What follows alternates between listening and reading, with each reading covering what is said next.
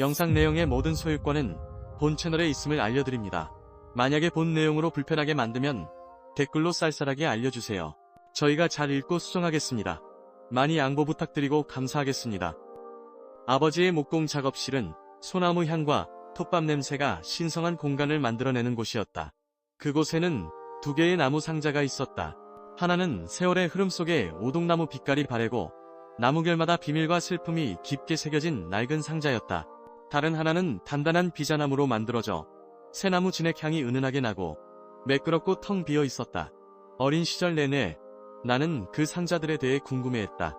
그리고 내가 충분히 자랐을 때 아버지는 깊은 눈으로 나를 바라보며 그 상자들의 얽힌 이야기를 들려주기로 결심했다.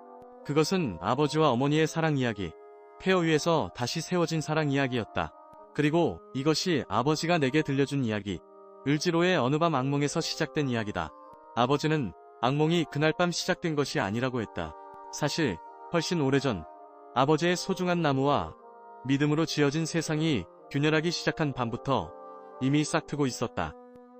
어머니 한유라는 황급히 떠났고 아버지는 홀로 그녀의 그림자를 쫓았다. 아버지는 주머니 속 작은 나무 조각을 만지작거리며 그저 불운한 밤일 뿐이라고 스스로를 안심시켰다. 하지만 아버지는 몰랐다. 진짜 악몽은 이제 막 시작되었을 뿐이라는 것을. 모든 것이 완벽하다고 믿었던 순간 이미 거대한 파멸의 씨앗이 심어지고 있었다. 며칠 후 아버지는 을지로의 허름한 술집에 앉아 직장인들의 시끄러운 웃음소리와 고기 굽는 냄새에 둘러싸여 있었다. 아버지는 어머니를 기다리며 소주를 홀짝이고 지난 행복했던 몇 주를 회상했다. 어머니와 함께 보낸 시간은 아버지의 말에 따르면 정교하게 연출된 시나리오처럼 비현실적으로 완벽했다. 그들은 마치 다른 극을 가진 두 개의 자석처럼 서로에게 끌렸다. 이 비현실적인 행복이 훗날 뼈아픈 현실이 될 줄은 상상조차 하지 못했다. 아버지는 어머니를 복원 중인 북촌 한옥으로 데려간 적이 있었다. 시간의 흔적이 밴 석가래 아래에서 아버지는 다락방에서 발견한 낡은 오동나무 상자를 어머니에게 보여주었다. 이것 좀 봐. 이 집 다락방에서 찾았어. 먼지로 뒤덮여 있었지만 왠지 버릴 수가 없더라고. 100년은 더 됐을 거야. 어머니는 그 상자를 쓰다듬었다. 가녀린 손이 나무결을 따라 부드럽게 움직였다. 아버지의 말에 따르면 어머니의 눈빛에는 단순히 호기심만 있었던 것이 아니었다. 그것은 마치 오랫동안 잃어버렸던 무언가를 되찾은 듯한 갈망과 비애가 뒤섞인 형언할 수 없는 감정이었다. 그때 아버지는 이해하지 못했다. 아버지는 단순히 어머니가 오래된 이야기에 매료되었다고 생각했다. 진실이 서서히 드러날 끔찍한 전조라는 것을 꿈에도 몰랐다. 며칠 후 아버지는 어머니를 친한 친구이자 건축 파트너인 김진우에게 소개했다. 진우 아저씨는 항상 아버지를 현실로 이끄는 사람이었다. 야, 박도준. 솔직히 말할게. 또 무슨 듣기 싫은 소리를 하려고. 아니, 내 여자친구 말이야. 완벽하다 못해 비현실적이지 않아? 강남 갤러리 큐레이터에 그렇게 예쁘고 내 일도 존중해주고 이거 드라마 주인공 설정 아니냐? 뭐야? 그냥 좋은 사람일 뿐이야. 네가 드라마를 너무 많이 보는구만. 글쎄, 너무 쉽게 내 세상에 들어온다는 느낌이야. 마치 자기가 어디에 있어야 할지 이미 알고 있는 것처럼. 그냥 조심해서 나쁠 건 없어. 너도 알잖아. 이소연한테 어떻게 당했었는지. 아버지는 진우 아저씨의 말을 듣기 싫어 옛 상처를 들추는 것을 거부했다. 아마 그것은 사랑의 눈이 먼 남자들이 흔히 보이는 어리석음이었을 것이다. 아버지는 어머니의 모든 것을 믿고 싶었다. 그 맹목적인 믿음이 얼마나 큰 독이 될지 모른 채 다시 을지로 술집으로 돌아가자 어머니는 약속 시간을 한참 넘도록 오지 않았다. 전화기 너머 어머니의 목소리는 다급해 보였고 아버지는 병원에 또 무슨 일이 생겼나 짐작할 뿐이었다. 바로 그때 예술가처럼 보이지만 술에 절고 지쳐 보이는 한 남자가 비틀거리며 아버지에게 다가왔다. 그의 손에는 마시다만 소주병이 들려 있었고 눈은 분노로 번뜩였다. 네가 그 목수 새끼냐? 내 인생 망치고 있는 개자식이 바로 너지. 그 남자는 아버지의 멱살을 잡았다. 술집은 아수라장이 되었다. 탁자와 의자가 뒤집히고 병 깨지는 소리가 요란하게 울렸다. 비명과 웅성거림 속에서 그곳에 함께 있던 진우 아저씨가 달려들어 그 남자를 떼어냈다. 이봐요. 당신 지금 뭐 하는 거야? 미친놈이네. 정신 차려. 발버둥 치면 와. 내가 물어볼 게 있다고. 그 순진한 얼굴 뒤로 무슨 짓을 했는지 보자. 진우 아저씨는 그 남자를 밖으로 끌어내려 했다. 아버지는 엉망이 된 테이블을 내려다보며 멍하니 서 있었다. 심장이 미친 듯이 뛰었다. 그리고 그 남자는 밖으로 끌려나가면서 온 힘을 다해 소리쳤다. 모든 소리를 집어삼키고 시간을 멈추게 하는 한마디. 내 와이프한테 물어봐. 한유라한테 내가 누군지 물어보라고, 이 개자식아. 내 와이프. 세 단어가 아버지의 머릿속에서 폭탄처럼 터졌다. 아버지가 지난 몇 달간 나무와 믿음으로 공들여 쌓아 올린 완벽한 세상이 그 순간 산산조각 나기 시작했다. 아버지는 더 이상 진우 아저씨의 목소리도 들리지 않았다. 오직 한유라 라는 이름과 내 와이프라는 구절만이 끔찍한 잡음처럼 아버지의 귓속을 맴돌았다. 세상이 무너지는 소리가 바로 이것이었다. 아버지는 어쩌면 그 남자가 자신의 적이었을지 모르지만 그 차가운 밤 목공 작업실에서 그들은 세상에서 서로의 고통을 유일하게 이해하는 두 남자였다고 했다. 경찰서 대신 아버지는 최강민을 자신의 공간, 나무 냄새와 톱밥이 가득한 성지로 데려왔다. 불타는 분노 때문이었는지 아니면 이 비극적인 코미디의 적나라한 진실을 두 눈으로 마주하고 싶었기 때문이었는지 아버지는 확신할 수 없었다. 어쩌면 무의식 중에 파멸의 끝을 보고 싶었는지도 모른다. 아버지는 정신을 잃은 최강민을 낡은 의자에 눕히고 밧줄로 묶었다. 단단했지만 상처는 입히지 않게 그것이 아버지에게 남은 마지막 이성이었다. 작업실은 칠흑 같은 어둠 속에 잠겨 있었고 천장에 달린 희미한 전등 하나만이 두 남자를 연극 무대처럼 비추고 있었다. 몇 시간 후 강민은 깨어났고 그의 눈빛은 혼란스러움에서 경계심으로 바뀌었다. 아버지를 알아본 순간부터였다. 살기 어린 침묵 속에서 긴장감이 맴돌았다. 주위를 둘러보며 여긴 어디야? 너 나를 납치한 거야? 미쳤어? 낮고 차가운 목소리.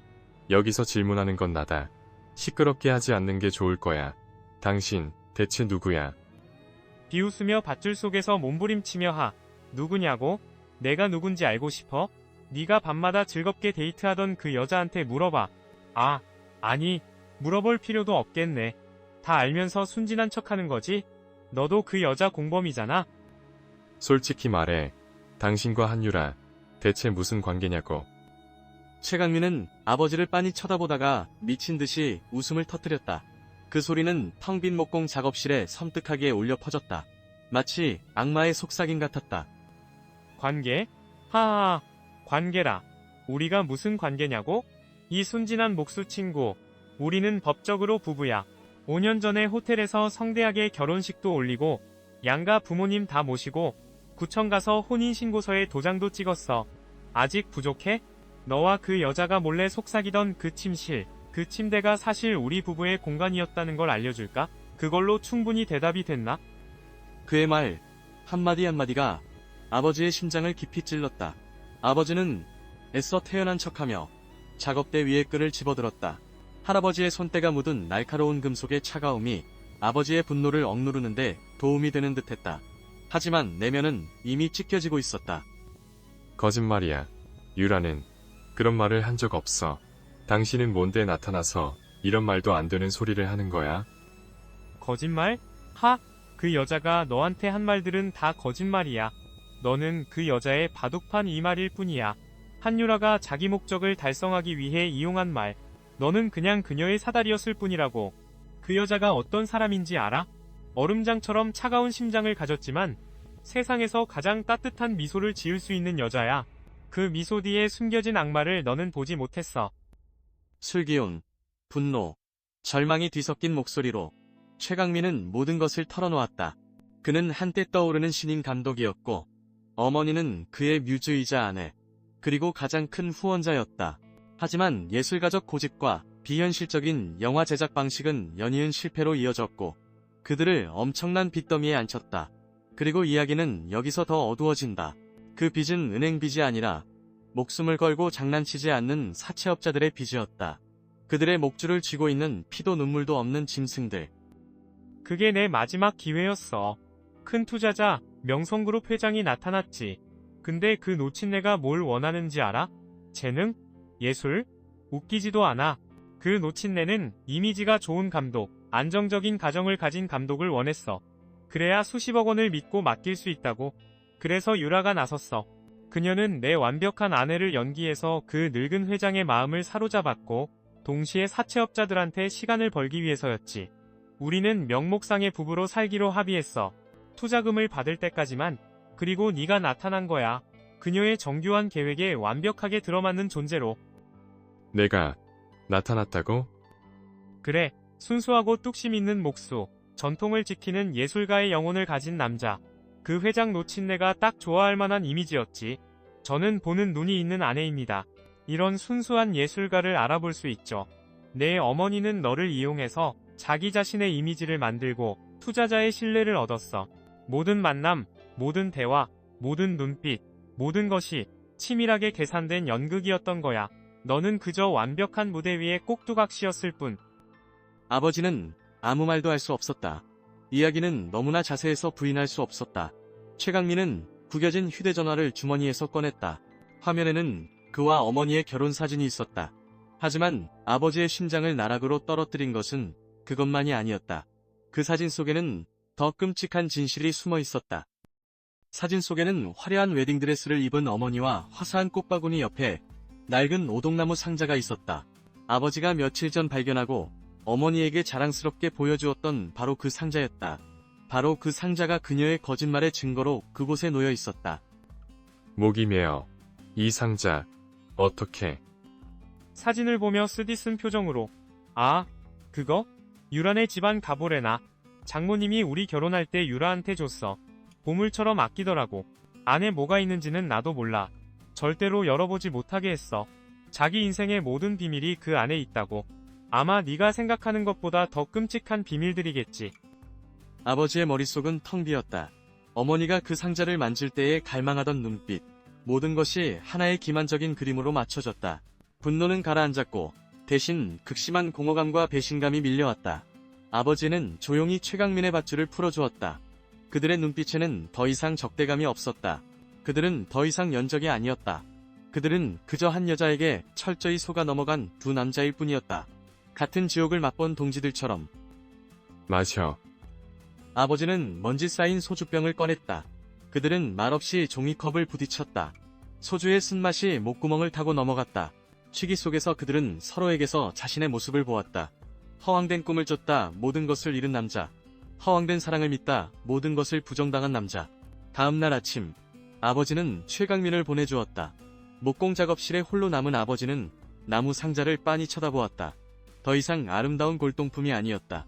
그것은 모든 거짓말과 비밀, 그리고 파멸의 시작을 담고 있는 판도라의 상자였다. 아버지는 휴대전화를 들었고 어머니에게서 온 수십 통의 부재중 전화와 문자 메시지를 무시한 채 납처럼 무거운 단 하나의 메시지를 입력했다. 우리 여기서 끝내자. 더 이상 찾지 마. 아버지는 전송 버튼을 누르고 휴대전화를 던져버렸다. 아버지는 썩은 가지를 잘라내듯 스스로 어머니와의 인연을 끊었다. 하지만 아버지는 몰랐다. 사람의 인연을 끊어내는 것은 영원히 아물지 않는 상처를 남긴다는 것을. 그 상처는 아버지의 영혼을 잠식해 들어갈 것이었다.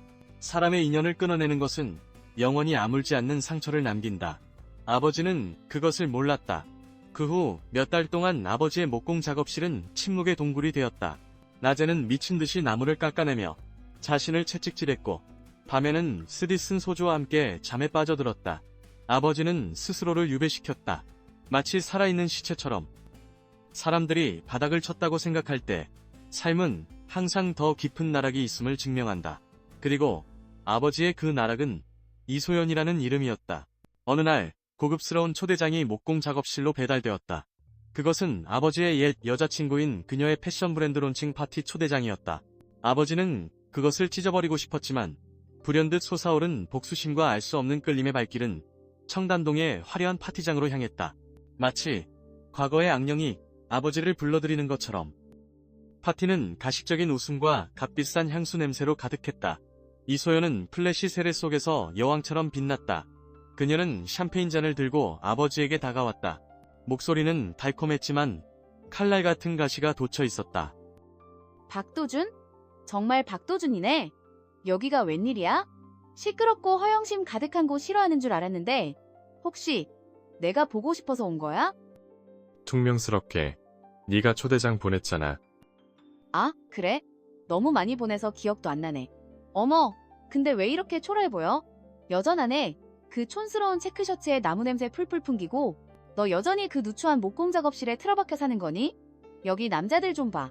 머리부터 발끝까지 명품으로 휘감았는데 너 옆에서니 왜 이렇게 가식적으로 보이지? 아마 그래서 한때 널 좋아했나 봐. 그 소위 말하는 진실함이라는 거. 물론 지금 보면 그냥 고루함일 뿐이지만 내 발치에 떨어진 내 모습이 가관이네. 그녀의 말 한마디가 아버지의 옛 상처를 칼로 쑤시는 듯했다. 그녀는 부유한 사업가를 쫓아 아버지를 버렸고 아버지의 꿈이 너무 작다고 비난했다. 그녀의 배신은 아버지의 마음에 깊은 불신을 심어놓았다. 이제 그 불신은 걷잡을 수 없는 분노로 변하고 있었다. 축하해. 이소연. 결국 네가 원하던 것을 얻었구나. 내 더러운 욕망을 다 채웠겠지. 고마워. 근데 얼굴이 왜 이렇게 안 좋아? 누가 보면 나라라도 잃은 줄 알겠네? 아, 혹시 또 어떤 여자한테 뒤통수 맞았어? 너는 그게 문제야. 너무 쉽게 사람을 믿어. 순진하게 진심이면 모든 것을 얻을 수 있다고 생각하지. 그 한유라라는 여자도 나처럼 내 이 점을 이용한 거야? 내 순진함을 짓밟고 너를 이용해 먹은 거니? 하긴, 너 같은 놈은 늘 그런 식이지. 그녀의 말은 마지막 비수였다. 아버지는 더 이상 그곳에 있을 수 없었다. 분노가 피를 역류시키는 것 같았다. 그날 밤 아버지는 또다시 술을 마셨다. 이소영과의 만남은 아버지의 옛 상처를 더욱 악화시켰고 그것은 어머니로 인한 새로운 상처와 끔찍하게 뒤섞였다. 마치 지옥의 불길이 아버지를 집어삼키는 듯했다. 그 와중에도 어머니는 매일 아버지에게 이메일을 보냈다. 제발 한 번만 만나주세요. 오해해요. 도준씨. 그 상자에 대해서 같은 제목의 이메일이었다. 아버지는 단 한 통도 열어보지 않았다. 휴대전화 화면에 쌓여가는 빨간색 미확인 이메일 숫자를 보는 것이 아버지가 할 수 있는 유일하고도 비참한 복수였다. 그 숫자가 커질수록 아버지의 쾌감은 커져갔다. 며칠 후 진우 아저씨가 맥주와 치킨을 들고 작업실로 찾아왔다. 아버지의 모습을 본 그는 그저 한숨만 쉬었다. 야, 너 페인 같아. 미라처럼 썩어가고 있어. 예술작품 만드는 중이야? 아니면 인생을 포기한 거야? 충분히 망가졌어. 이제 그만해. 이 세상에 한유라 한 명밖에 없냐? 너 죽어가는 꼴을 내가 봐야겠어? 너는 아무것도 몰라. 가. 내가 왜 몰라. 소연이 때도 이랬잖아 너. 지금은 더 심하네. 도준아, 사랑이든 믿음이든 한번 깨지면 다시 붙일 수 없어. 너는 나보다 더 잘 알잖아. 깨진 기와도 복원하는 놈이 왜 자기 인생 복원할 생각은 안 해? 다 잊어버려. 껍데기만 남은 채 살지 말라고. 만약 나무 조각처럼 쉽게 잘라낼 수 있는 거였다면 내가 이렇게 앉아있지 않았을 거야. 내 심장을 도려내는 것보다 더 고통스러워. 스페플. 5. 아버지의 휴대전화를 턱으로 가리키며 아직도 와. 그 여자 이메일. 너 설마 아직도 그걸 기다리는 거야? 아버지는 침묵했다. 그 침묵은 긍정의 의미였다. 진우 아저씨는 아버지에게 맥주캔을 건네며 치명적인 말을 했다. 너는 그 여자를 증오하고 경멸하고 다시는 만나고 싶지 않다고 말할 수 있겠지. 하지만 부정할 수 없는 한 가지가 있어. 매일 아침 눈 뜨면 제일 먼저 그 여자에게서 새 이메일이 왔는지 확인한다는 거. 내 망가진 자존심이 그걸 허락 안 할 뿐이지. 넌 아직 그녀를 잊지 못했어. 그렇지? 아버지는 그 말이 망치로 머리를 얻어맞은 것 같았다고 했다.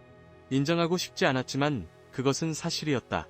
매일 아침 술로 인한 두통 속에서 아버지는 무의식적으로 그 빨간색 숫자를 통해 어머니의 존재를 찾았다.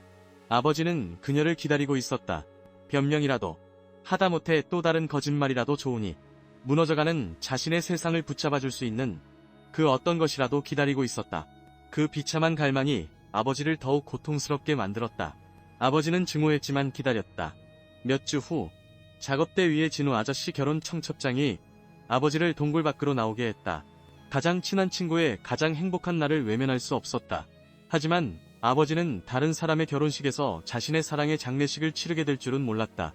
그것은 축복의 장소가 아니라 아버지의 영혼이 찢겨나가는 지옥이었다. 강남의 화려한 결혼식장.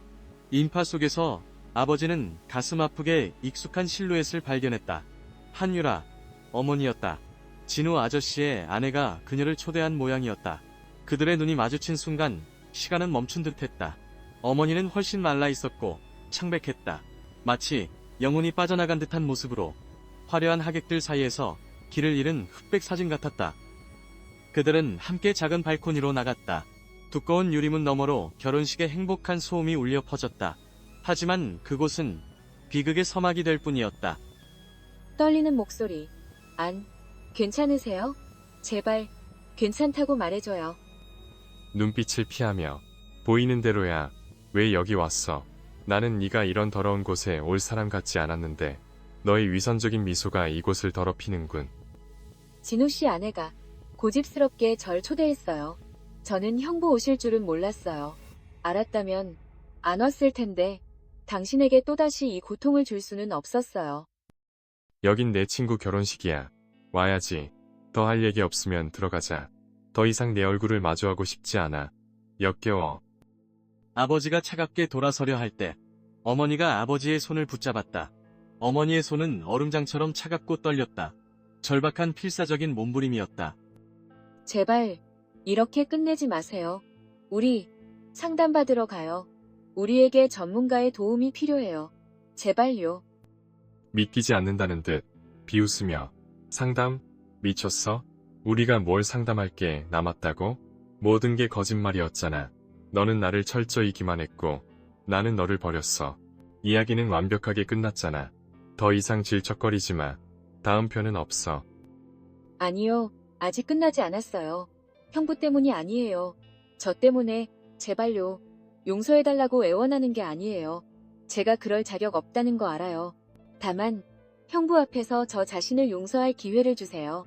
제가 저지른 끔찍한 일, 이런 결과를 초래한 제 비겁함과 정면으로 마주하고 싶어요. 제발 도망치지 않게. 제발 제 옆에만 있어주세요. 제가 얼마나 처참하게 무너져 내리는지 직접 봐주세요. 마침내 어머니의 뺨을 타고 눈물이 흘러내렸다. 화려한 조명 아래 그 눈물은 보석처럼 빛났지만 어떤 보석보다도 무거웠다. 그 순간 아버지는 증오가 아닌 산산조각 난 듯한 어머니의 고통을 보았다. 그리고 어리석게도 아버지의 얼어붙었던 심장이 다시 한번 흔들렸다. 그 연약한 흔들림이 더 큰 파멸을 불러올 줄은 몰랐다. 그들의 위험한 여정은 그렇게 다시 시작되었다. 강남의 한 심리 상담실에서 아버지는 그곳이 소독약 냄새와 무거운 침묵으로 답답했다고 했다. 상담사는 날카로운 질문으로 거짓의 껍질을 하나씩 벗겨내고 두 사람이 숨기려 했던 상처를 드러냈다. 어머니는 최강민과의 불안정한 삶에서 벗어나고 싶었다고 고백했다. 그녀는 아버지의 견고하고 뚝심 있는 모습에서 평생 갈망했던 안정감을 보았다고 했다. 그 안정감이 사랑으로 둔갑했던 비극적인 고백이었다. 흐느끼며 도망치고 싶었어요. 매일매일 살얼음판을 걷는 것 같았어요. 저는 그 사람의 성공을 위해 가식적으로 웃어야 했고 그 사람의 실패를 감당해야 했어요. 지옥 같은 삶이었어요. 그러다 형부를 만났어요. 형부는 마치 수백 년 된 대들보 같았어요. 튼튼하고 어떤 폭풍도 쓰러뜨릴 수 없을 것 같았죠. 그래서 잠시 기댔어요. 제 이기적인 비겁함을 사랑과 착각했어요. 제가 지옥에서 탈출하기 위한 도구로 당신을 이용했어요. 미안해요. 정말 미안해요. 저를 죽여도 좋아요. 어머니의 고백은 아버지에게 또 다른 상처였다. 사랑이 아니라 안정감이었다니. 아버지는 그저 어머니의 피난처일 뿐이었나? 상담사는 아버지에게로 돌아서며 말했다. 도준 씨, 당신은 유라 씨의 거짓말 때문에만 화가 나신 건가요? 아니면 유라 씨가 당신이 기대했던 완벽한 사람이 아니어서 화가 나신 건가요? 그게 무슨 차이가 있죠. 그녀는 완벽하게 한 사람을 속였어요. 나는 그녀에게서 내 모든 것을 빼앗겼다고요. 상담사의 꿰뚫어보는 시선 앞에서 아버지는 자신의 가장 깊은 곳에 있는 두려움, 오랫동안 외면해왔던 두려움과 마주해야 했다. 그것은 심연속으로 끌려들어가는 고통이었다. 한참 침묵 후 목이 잠긴 목소리로 나는 어쩌면 항상 버림받을까봐 두려워했던 것 같아요. 처음부터 분노는 어쩌면 그 두려움보다 크지 않았을 수도 있어요.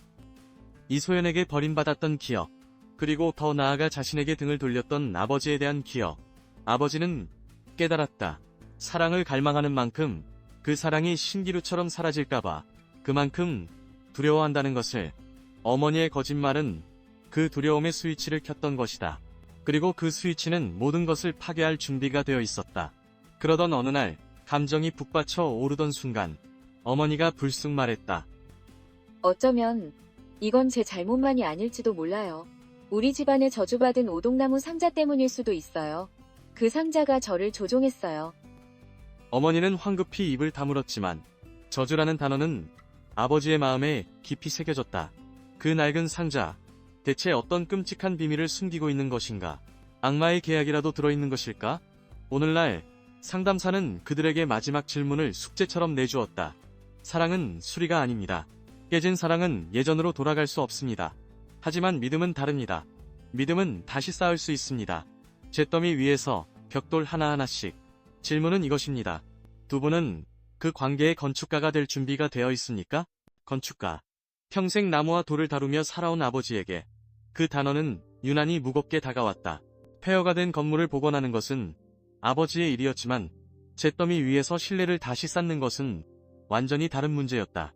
아버지는 자신에게 아직 그럴 만한 힘과 용기가 남아있는지 확신할 수 없었다. 이 질문은 그들의 삶을 뒤흔들 최후의 시험이었다. 사람들은 폭풍이 오면 안전한 곳을 찾아 피해야 한다고 말한다. 하지만 아버지, 그는 어머니를 폭풍의 한가운데로 끌어들였다. 아버지는 그들의 위태로운 애정의 끈이 쿠드스 같은 맹렬한 폭풍우를 견뎌낼 만큼 충분히 강한지 시험해보고 싶었던 것이다. 운명의 그날, 서울에 10년 만에 가장 강력한 태풍이 상륙할 것이 예보되었고, 그날은 바로 아버지와 어머니의 상담 약속 날이었다. 모든 것이 파괴될 것 같은 불길한 예감. 그들이 돌아갈 때쯤 이미 해는 저물어 있었다. 바람이 울부짖었다. 도로는 마비되었고 도시 전체가 공포에 질려 숨죽이는 듯했다.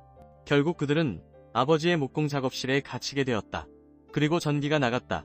칠흑 같은 어둠 속에서 창문에 부딪히는 빗소리와 두 사람의 거친 숨소리만이 들렸다. 마치 세상의 끝처럼 고요하고 섬뜩했다.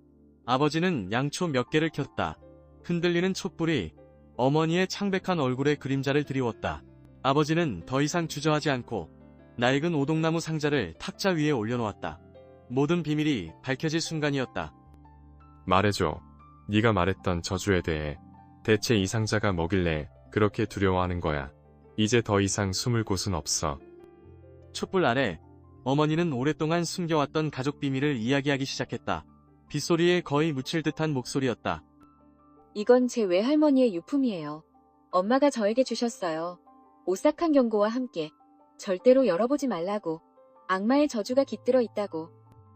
왜?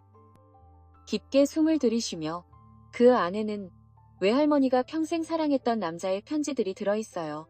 외할아버지가 아닌 다른 남자요. 할머니는 그 비밀을 가지고 평생 그림자처럼 사셨고 그게 할머니와 엄마 사이의 관계를 파괴했어요. 엄마는 항상 제게 이건 우리 집안 여자들에게 내려진 저주라고 했어요. 한 사람에게 만족하지 못하고 늘 다른 곳에 마음을 두다가 결국 자신과 주변 사람들을 불행하게 만드는 저주라고. 마치 영혼이 조종당하는 것처럼. 어머니는 자신이 최강민에게서 도망쳐 아버지에게서 안정감을 찾으려 했던 것이 외할머니의 비극을 반복하는 것이라고 믿었다. 그녀는 자신이 그 저주를 되풀이하고 있다고 믿었다. 이 비극적인 운명에서 벗어날 수 없다고. 저는 평생 도망쳤어요. 최강민의 그림자로부터. 그리고 결국 저 자신으로부터. 제 운명으로부터. 그러다 형부를 만났고 저는 또다시 도망쳤어요. 형부라는 견고한 성벽 뒤에 숨었어요. 이 저주가 너무 두려워요. 제발요. 제가 결국 외할머니처럼 제 사랑과 주변 사람들을 파멸시킬까봐 두려워요. 이 끔찍한 저주를 끊고 싶어요. 어머니가 흐느끼며 말을 마치는 순간 아버지는 벌떡 일어나 작업실의 육중한 나무 문을 활짝 열었다. 맹렬한 바람과 차가운 비가 들이쳤다. 촛불은 꺼졌다. 아버지는 쏟아지는 비 속으로 곧장 걸어 나갔다가 돌아와 어둠 속에서 떨고 있는 어머니에게 손을 내밀었다. 마치 심연으로 이끄는 악마처럼. 내 외할머니가 평생 그림자 속에서 도망치듯 살았다고 했지. 너도 그렇게 살고 싶어? 그 빌어먹을 저주가 정말 너를 묶는 운명이야. 아니면 내 비겁함을 변명하기 위한 핑계일 뿐이야? 직접 확인해봐야 하지 않겠어? 스스로 이 족쇄를 끊어내야 하지 않겠냐고. 아버지의 목소리는 우레 같은 천둥 소리조차 압도할 만큼 단호했다. 이리로 와, 한유라. 이 비를 맞으며 바로 여기서 나와 함께 춤을 추자. 네 가장 큰 두려움의 한가운데서 이 밤 내 영혼을 걸고 춤춰라. 어둠 속에서 아버지는 어머니의 거친 숨소리를 들었다. 그녀는 폭풍을 두려워했다. 아버지는 그녀가 거절할 것이라고 생각했다. 하지만 아니었다. 그녀는 천천히 비틀거리며 아버지에게 다가왔다. 차갑고 젖은 어머니의 손이 아버지의 손을 잡았다. 지옥으로 떨어지는 손길처럼. 그들은 비바람 속에서 춤을 추었다. 리듬도, 음악도, 조명도 없었다. 오직 비바람의 울부짖음과 두 사람의 심장 박동 소리만이 있었다. 아버지는 그것이 춤이 아니었다고 말했다. 그것은 의식이었다. 과거의 비극을 씻어내고 서로의 상처를 달래며 가장 깊은 두려움에 함께 맞서는 의식. 눈물이 빗물과 섞여 아버지의 뺨을 타고 흘러내렸다. 영혼을 정화하는 피와 같은 눈물. 그리고 폭풍이 거쳤다. 그들은 흠뻑 젖은 채 안으로 들어왔다. 몸은 얼어붙었지만 심장은 이상하게 평온했다. 아버지는 낡은 담요를 가져와 어머니의 어깨에 둘러주었다. 촛불이 다시 켜졌을 때 탁자 위에 오동나무 상자는 열려 있었다. 안은 텅 비어 있었다. 마치 모든 비밀과 두려움이 빗물에 씻겨 내려간 듯이, 모든 악령이 사라진 듯이. 그날 밤 관계의 폐허 위에서 그들은 함께 새로운 집을 짓기 위한 첫 번째 벽돌을 놓았다. 나무나 돌로 만든 것이 아닌 두 사람의 용기로 만든 벽돌을. 피와 땀으로 얼룩진 용기. 전설적인 폭풍이 지나간 밤으로부터 9개월 후 나는 태어났다. 아버지는 어떤 기적도 일어나지 않았다고 했다. 상처는 하룻밤 만에 아물지 않았다.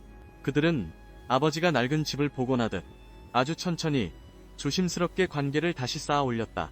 때로는 어색한 침묵도, 과거의 유령을 불러오는 오해도 있었다. 하지만 그들은 더 이상 도망치지 않았다. 그들은 서로의 상처를 품고 서로에게 기댔다. 계절이 바뀌고 우리 가족은 제주도 협재 해변을 거닐었다. 빛나도록 따뜻하고 평화로운 햇살, 에메랄드빛 바다, 파도는 모래 위에 발자국을 부드럽게 지워냈다. 더 이상 의심의 눈초리는 없었고 오직 평온함과 온전함만이 있었다.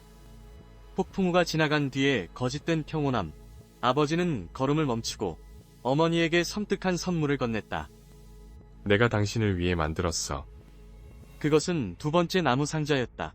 지금 아버지의 작업실에 놓여있는 그 상자였다. 태풍에도 견딜 수 있는 나무인 제주 비자나무로 만들어졌다. 새 것처럼 나무 향이 나고 겉보기에는 텅 비어있는 상자였다. 하지만 진정한 의미는 달랐다. 더 이상 과거의 저주는 없어. 이 텅 빈 상자는 겉보기엔 비어있지만 이제부터 우리가 함께 채워나갈 거야. 거짓된 사랑으로 얼룩진 이전의 상자와는 달라.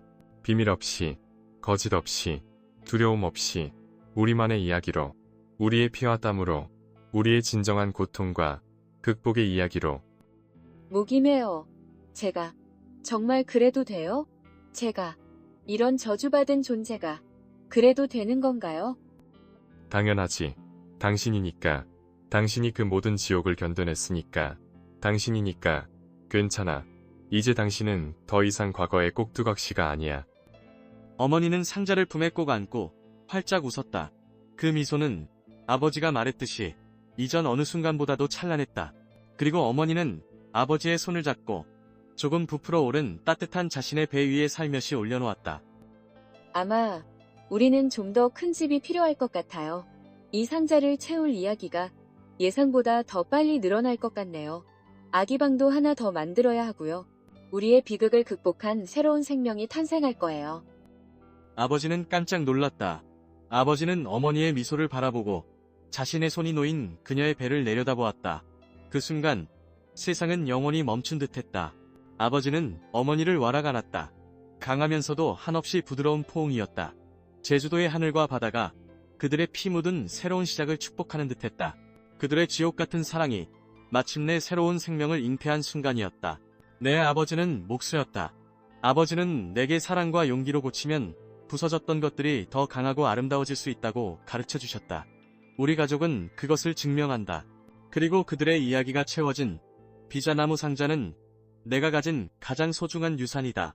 나는 아버지의 가장 위대한 걸작이다. 이 끔찍하고도 아름다운 이야기에 살아있는 증거.